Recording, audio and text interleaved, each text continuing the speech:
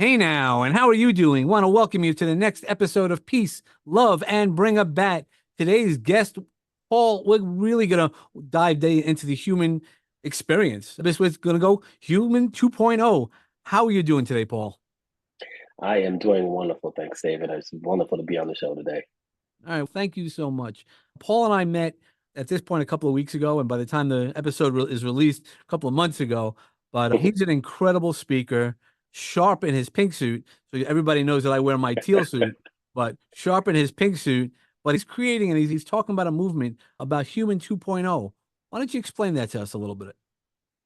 Absolutely. It's really interesting because when people hear human 2.0, first of all, it breeds evolution, right? But then it's like, what type of evolution? And so most people, when you start Googling that, they start thinking man's interface with technology, right? So not just AI, but looking at technology as a whole and like how we want to interface with that and become what we would call superhuman, right? And there's a lot of things happening from a technological perspective. We're able to use technology to help people who were blind their entire life see.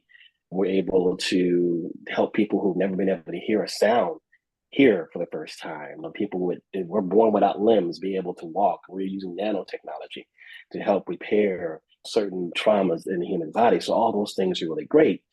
But when you start thinking about where that could go, and how fast that movement is moving, it begs the question of have you really fully explored and experienced our potential as human beings in the human experience?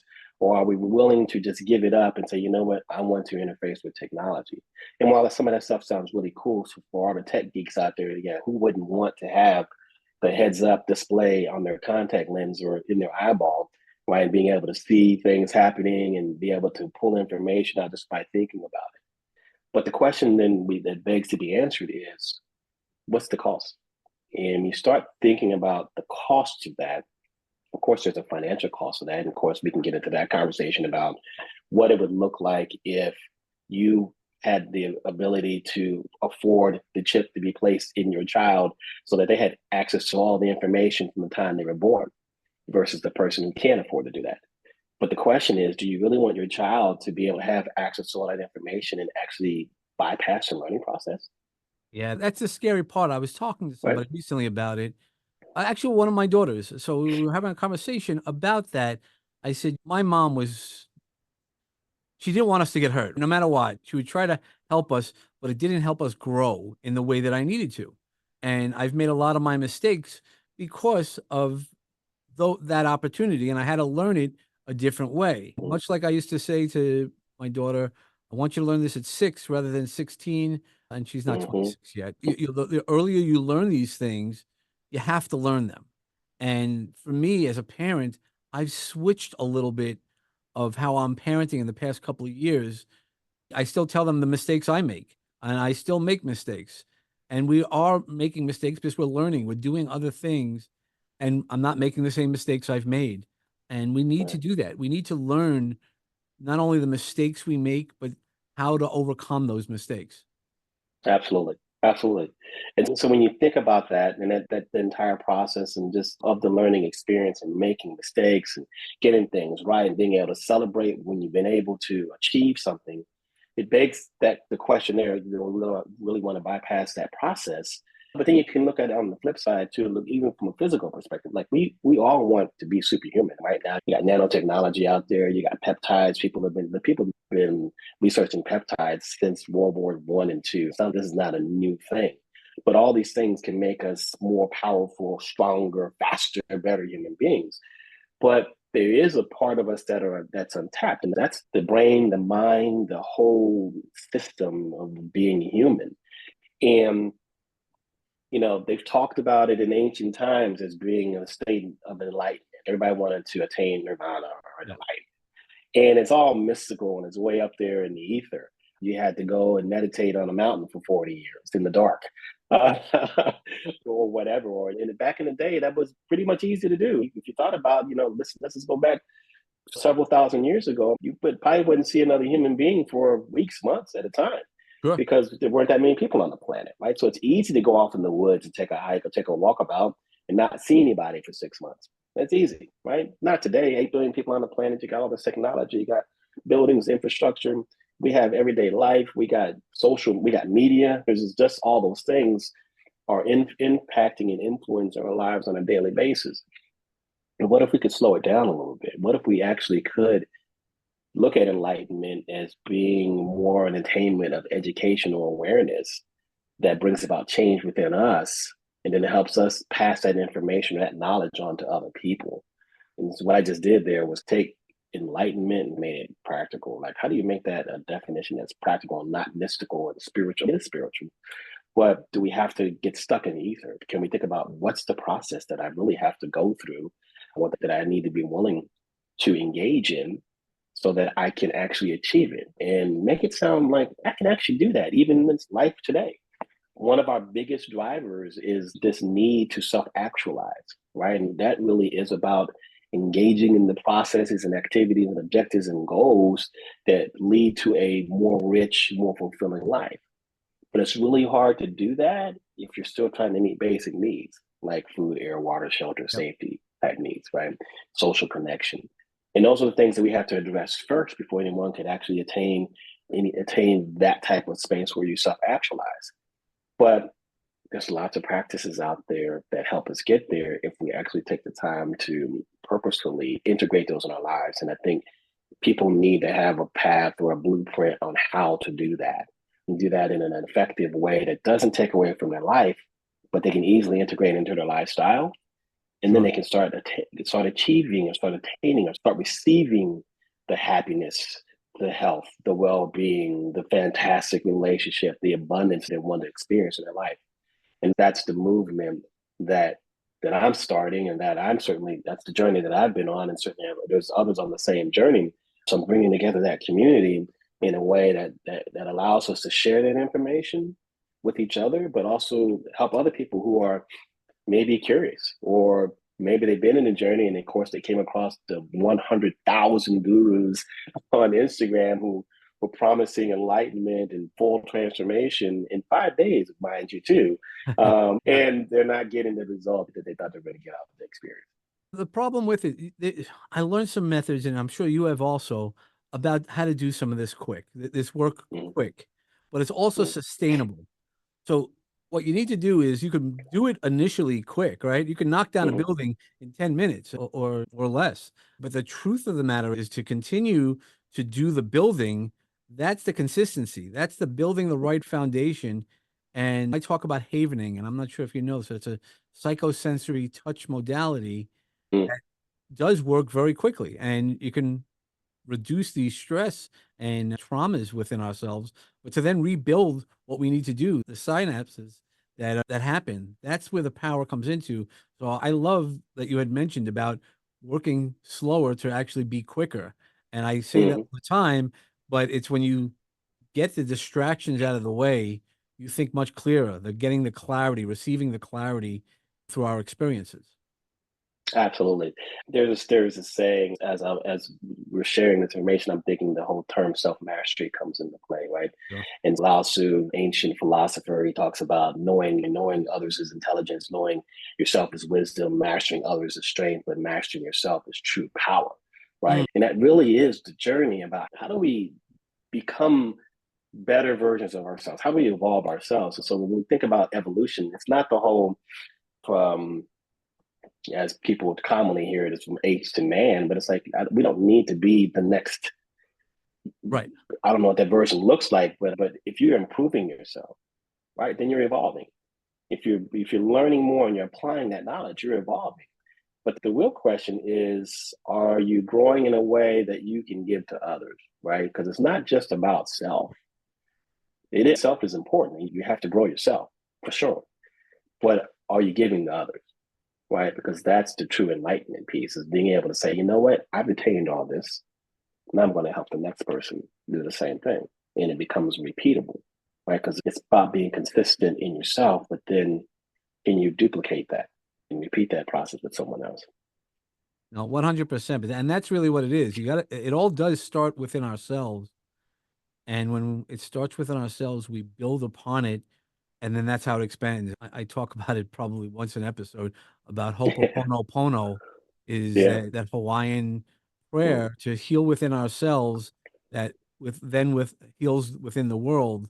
I know when I went into therapy, that was what one of the first things Bill Souls had said to me was that he goes, if you heal yourself, you can heal everybody around you just by healing yourself. And I didn't That's right. understand it. I now understand it. And I tell people that because that's really what we are is the more knowledge we obtain, it has to be applied.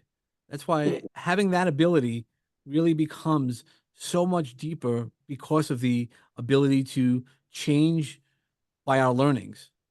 And so Yeah. how did you start this journey for yourself? For me, it started, I hate to admit it, it started when, so we all, as children, we all have these goals and dreams, right? And so we Sure, all yeah. have that. And then obviously life happens, right? And we never really reflect on that again unless something happens in our life. So sometimes it takes a trauma or some kind of Of situation course. that happens, and we reflect back. And so I've had a couple different pivot points in my lifetime. One when I was in the military, that kind of shifted my experience in a way that I had to rethink what my career was going to look like. I was in the military, I was in the Navy, in the Merchant Marine Reserves, and I was in Desert Shield. And I got injured on ship, so that was an experience and that pivoted my life goals. And I was 20 years old at that time when that happened. But I bounced back and I was able to adapt and grow and learn. And I went down another path, got some education, did a career. And then at some point, that career changed. And I decided, okay, now I've moved in from a technology perspective to like being an entrepreneur. And that's a shift. It wasn't Sure. traumatic, but it was certainly a shift. And, you know, and I started working in that space, and that was a great space for me. And I learned a lot and I grew a lot. I learned how to become a true leader. And I certainly had experience in the military. As you have experiences with leading other people and the ins and outs and ups and downs of all that, and you have a breakthrough and you achieve that move from management to leadership, and then it's like it's exciting and it's amazing. And I had that shift, and then I woke up one day and I said, you know what, I'm feeling burned out and I feel Mm. like I'm in a great place. By all definitions, I'm supposed to be successful. Uh, Sure. whatever that looks like. But life wasn't exactly where I needed it to be, and my career that I thought was so amazing seemed like it was less amazing. And I said, I really want to start helping people, and I really at that time I was just like, I want to help leaders become better leaders, and we needed that. Sure. We still need that. I embarked on an entrepreneurial journey to start working with leaders, coaching and training, and that grew. It was interesting in the beginning. It started off slow. You get that one contract that comes in, and then happens to be with OPM. Suddenly things blow up, and you know you're doing really well, and you're on top of the world. And then you learn new things. I was learning about the neuroscience of cognitive affective neuroscience when it comes to human behavior, and I applied that to leadership because I'm coaching my clients, and I'm excited. I'm developing IP in leadership learning programs. That's exciting. It's amazing. I'm speaking at conferences. It's great. And then I get asked to speak at this conference in 2016, and it was called the Global Institute for Leadership Development Guild. And it was facilitated by this company called Linkage. They're now HR talent and development firm. But at this conference, I use this in my own presentations sometimes. I saw this number, 29,200. And I'm looking at this and I'm listening to this entire presentation that's being given by one of the keynotes. And somehow, because I was facilitating it in this conference, I had access to all the speakers. And I'm talking to this gentleman. His name is Richard Leiter, pretty known business coach. And he's been doing a lot of research on the area of purpose. And so we had this conversation about purpose and we did the life math. And I became immediately aware of how much time I potentially had left. And I started asking all the questions about, have I really done what I was put here to do? Am I feeling fulfilled in my life? Who am I anyway? I'm starting asking myself those questions. And then the most more important question is, what am I here to do? And who do I need to be to do those things? And Sure. those became the questions that I began to ask myself. And I was 46 years old. Right, I'm asking these questions, and it became part of my DNA in the sense that that's all I could think about, purpose. And I started going to other events and I would talk about purpose. And I started having those conversations with people just randomly in a bar or something like that, just having sitting down. I'm on an assignment someplace and I'm sitting someplace eating and I have a conversation. So I get in that conversation. And then I go to another conference and it's the Integrated Healthcare Symposium. It's in New York and it happens every year. And again, I go there and I became aware of what was going on in the world. And I started looking at who's sitting in the room. And Yeah, it's a, yeah. that's always I a, had a similar story. That's why I'm laughing. Once you yeah. started noticing who's in the room and either who you want to be with and them. For me, that my story was that I wanted my girls to be in the room that I was in because it was a Mm, women's conference, and Madeline Albright and Geraldine Ferraro were speaking, and I was like, mm. I have to be the man that brings my daughters to have the ability to be in a room like that. Go ahead. I'm sorry. Yeah. No, you're absolutely right. And that was one of the things that came to me. I felt this weight suddenly. I'm listening to this thing, it's 3 or 4 days. I'm listening to all the information. The doctors are speaking. I'm learning about integrative medicine. I'm like, oh, this is really new. But understanding it's not, but new in this from the perspective that I was just learning about it. But I started looking at the communities that were underrepresented that would not have access to the information. And I felt like I'm sitting here for a reason. I'm hearing this all for a reason. I need to figure out a way to be able to articulate this to people in a way that they would understand it. But see, I grew up, so I'm in the DC area, right? So now what does that mean? Oh, I got to get this certification and that certification. I got to have these letters and that letter. Oh, probably need to go back and get my PhD. I'm not ready to do that yet. I probably need to do that because people are not going to listen to me unless I have all the acronyms behind my name. Sure. So there's that dilemma. But then I decided to become a functional medicine health coach. And then as I went through that process, I was like, wait a minute, personal trainer through the National Academy of Science Medicine, functional medicine health coach, certified resilience coach, but it deals with the biophysiology of resilience, Mm. neuroscience, cognitive and affective neuroscience, brain-based coaching, and brain-based team building. So I'm going through all this process and wait a minute, all this stuff is connected. Why are we separating all this stuff out? That doesn't make sense to me. Then I became a meditation practitioner. And then it was during a meditation that I saw myself in the space where I'm having a conversation and talking about the integration of all these disparate parts that people section out and niche out. I said, can't we talk about it in the same conversation? Because aren't they all related anyway? Doesn't your cognitive health depend on your nutritional health, which also depends on your ability to move your body, which is also impacting your relationships with yourself and other people, which is also, impacting your Yeah, it's all mindset and your intertwined, right? Aren't we all right? intertwined as a Isn't it? series of nerves and energy beings? Yeah, exactly. We're energy, right? So there's that piece too, like the connection we have with other people and with our planet, with the plants, with life, with the universe, right? The entire connection there. I learned a lot when I started meditating because I became a transcendental meditation practitioner and I learned about the quantum physics behind that. And I'm all about if you can show me the science behind it, but also understood, hey, meditation is ancient wisdom.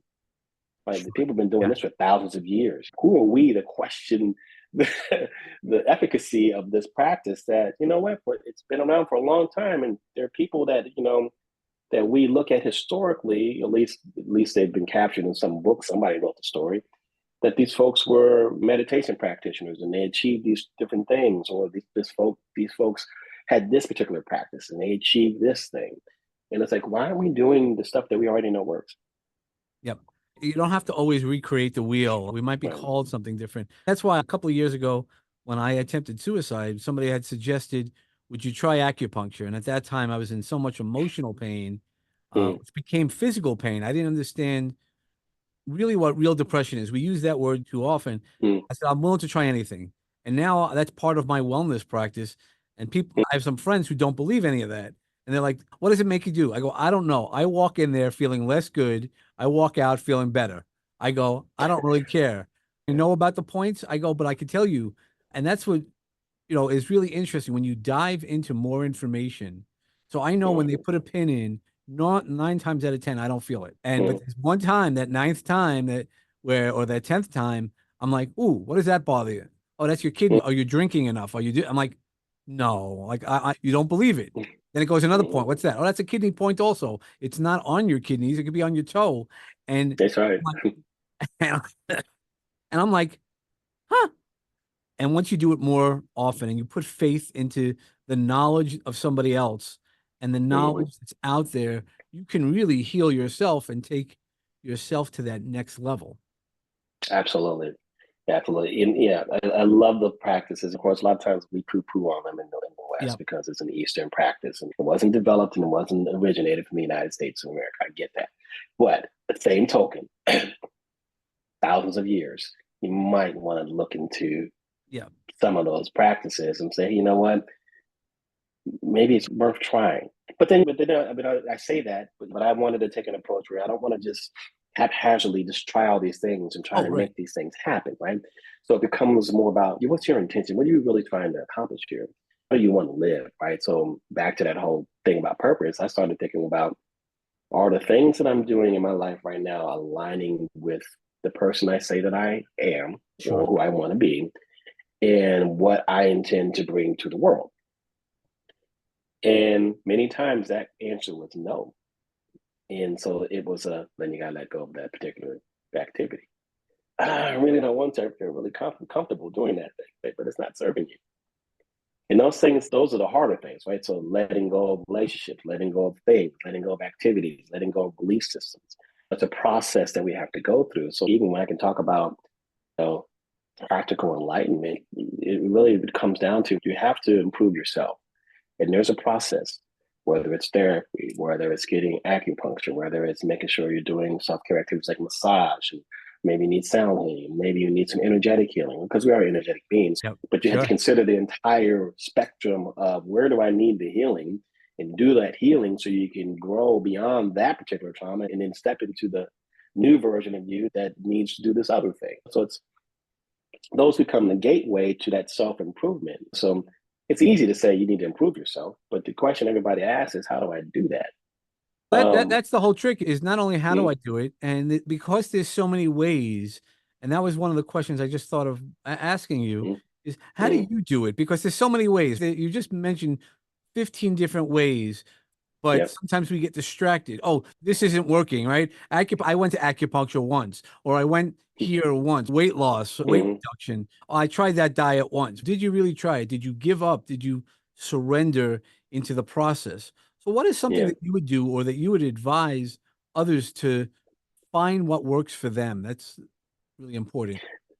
That's the thing, right? You have to find what works for you. What I do personally, and what I do with the folks that I work with, I guide them through a process of identifying practices that one have that can demonstrate the benefits, but two, hey, sometimes you just gotta try it, right? You got to be willing to go to the yoga class, or you got to be willing to go to the sound healing, or you got to be willing to go to that one thing. And even if it doesn't, I don't know if I'm going to say because try it and see what that experience would be like for you.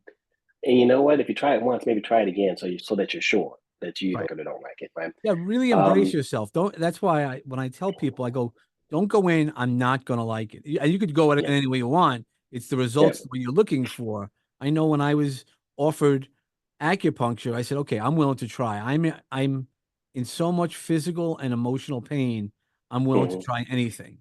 And that's how I've gotten what I've gotten. I'm even a sound bath.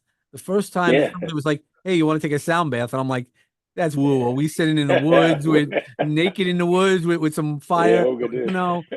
And then I experienced it with gongs and so many different things. And I'm like, this was the sickest thing.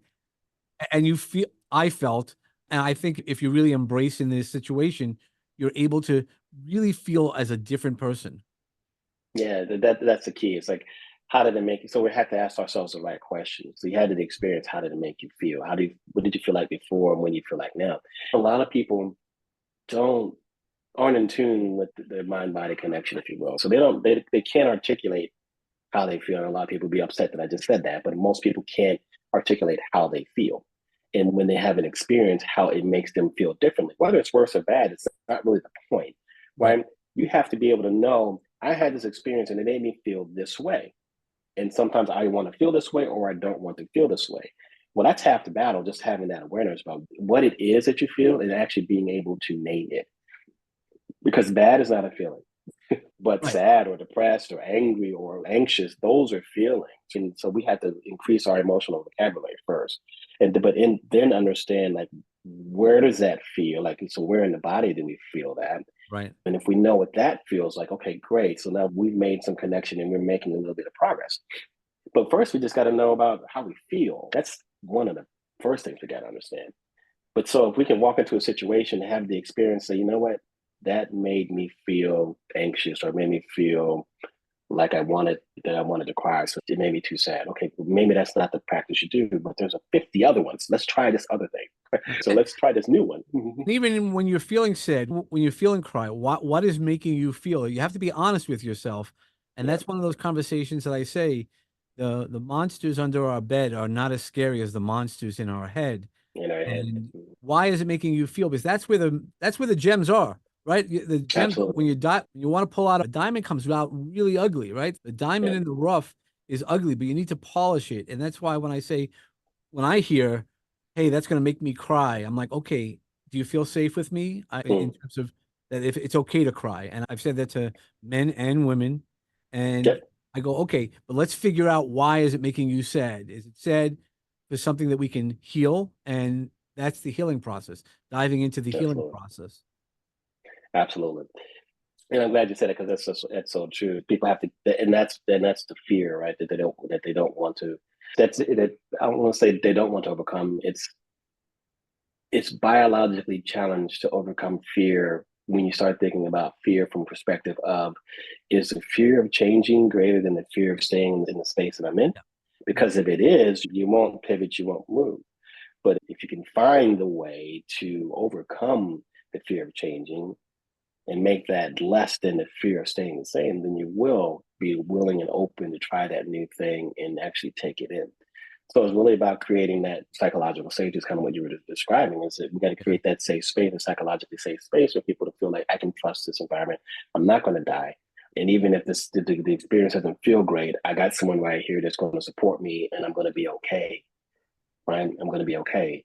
And that's where people that are either facilitating these type of experiences or people that are coaching people through these type of experiences, that's where their job comes into play. You got to hold space Yep. for that A person to feel. and you have to understand what the goals are of that other Mhm, person. I have 2 stories. Tiger Woods is an excellent story of, mhm, somebody who took fear. He didn't want anybody else to be number 1 while he was alive.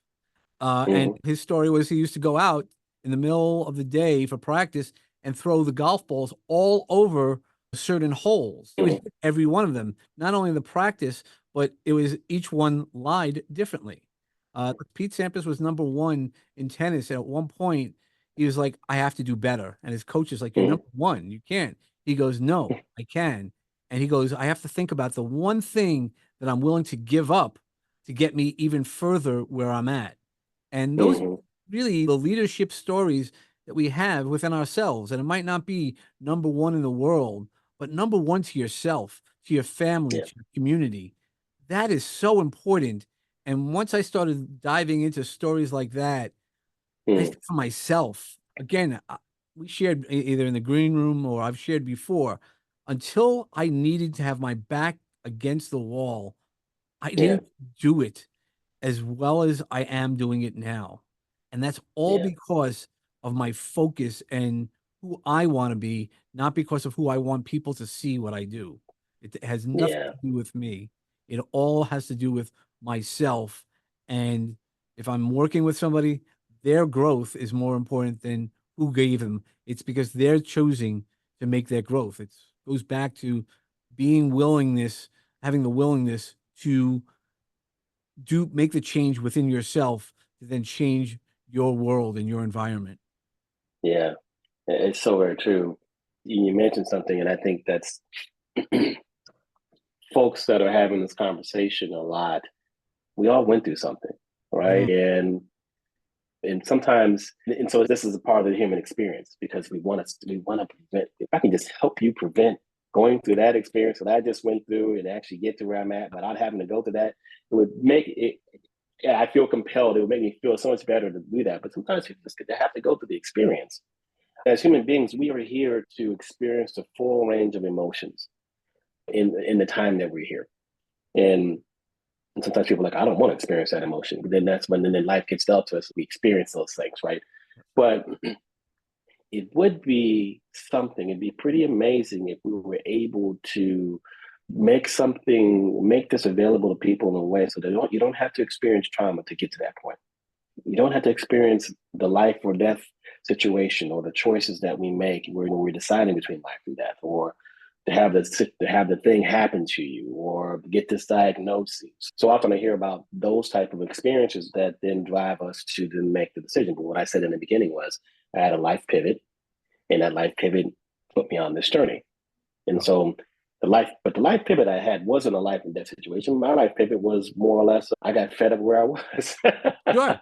uh, That's the thing is when I talk about Phoenix Ashes, which is the same thing as a life pivot, it mm, doesn't always have to be that your world blew up. It could be like you lost where you were at, right? In a career. I was in a career much like yourself, that I sat in a room doing the disc assessment and I'm watching all the other people on the right-hand side. And here I am on the left. I'm a C, which is almost off chart on the woo side.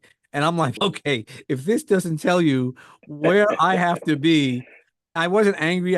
I felt bad because you always want to be with everybody, but you have to be who yourself. And would I have yeah, changed any of my beliefs? No. And that's the really powerful part when you get to that level of knowing what pain you are in. Like I said, with my example of the acupuncture, I'll try anything. And I really dove mm, into it. So when diving into it, and then also knowing who you are, your most authentic self. That's right. That's what the bat's about. Bringing yeah, authenticity today to ourselves. absolutely.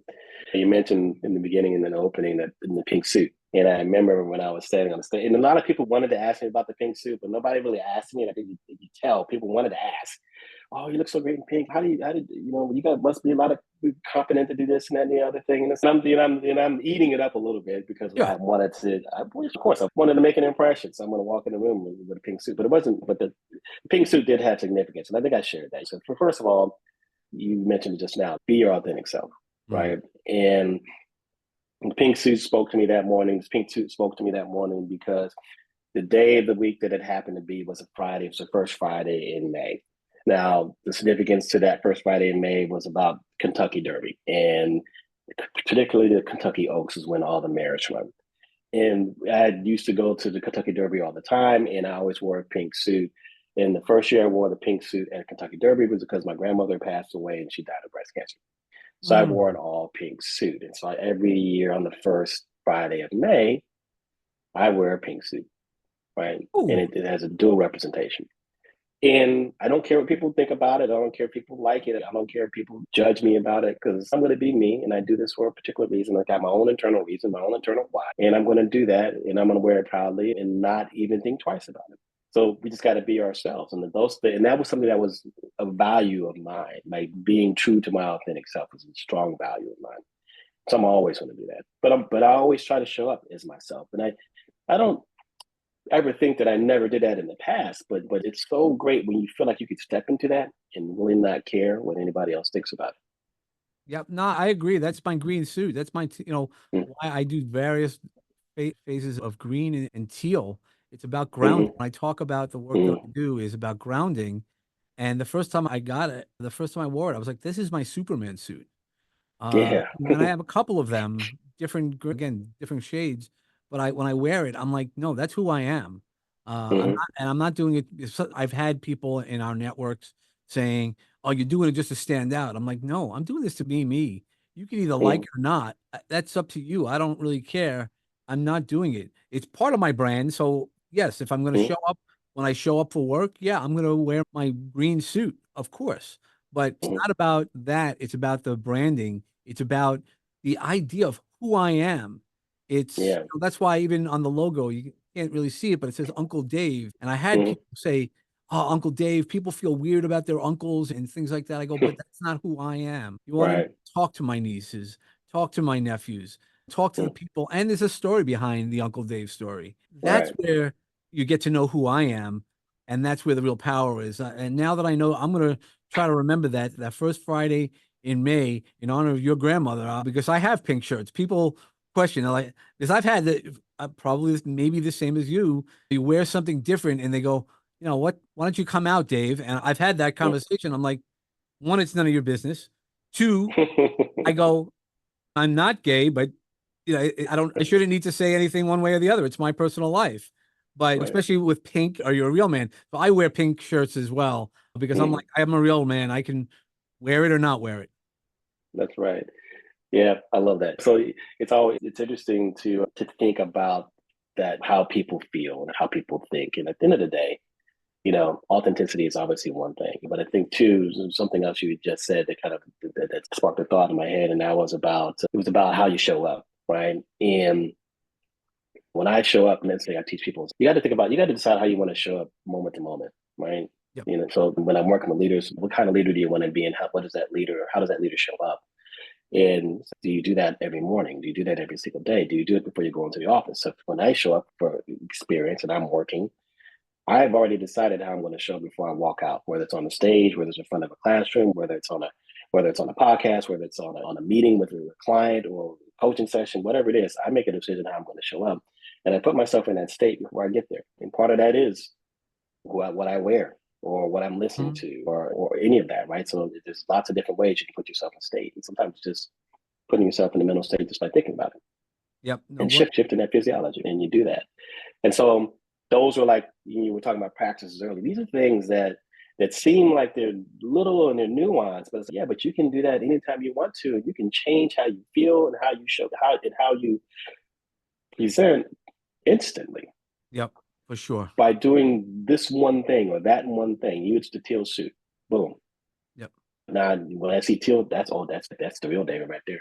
Yep. That's why when I show up, I Yeah. mean, if you noticed over that weekend, I had three Mm, different teal jackets, and because that's who I am, and that's when I'm showing yeah. up to be fully present in the environment. That's what I do. I was next to last, and people are like, "How'd you get yourself up for that?" I go, "I Mm, knew that I committed to Jose, and I was glad that Jose gave me an opportunity to speak at his conference. It didn't matter where he put me. I wasn't one of those people like, oh, I need to be here, I need to be there.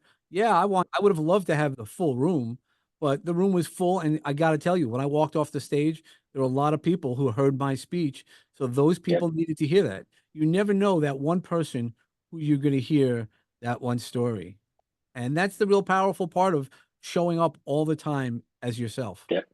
Yep. Yeah, and reiterate what you just said. You never know who's going to hear it, Yep. and that one thing, no matter who's in the room, but you got like I said in the beginning, the right people were there. All the right people were there.